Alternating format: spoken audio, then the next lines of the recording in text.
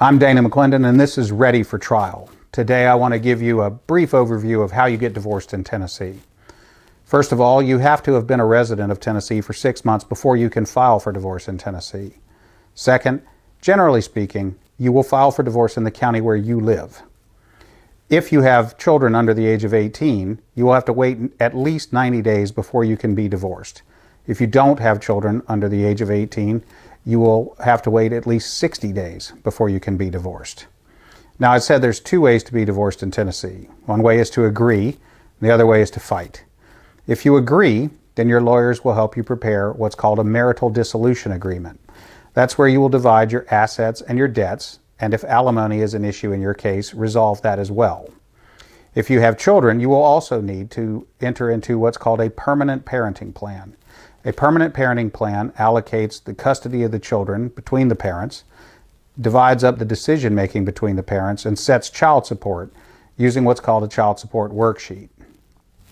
If you and your spouse can enter into a marital dissolution agreement, and if you have children, a permanent parenting plan, then you can get divorced on the grounds of irreconcilable differences, sometimes called an ID divorce. People sometimes call that also a no-fault divorce.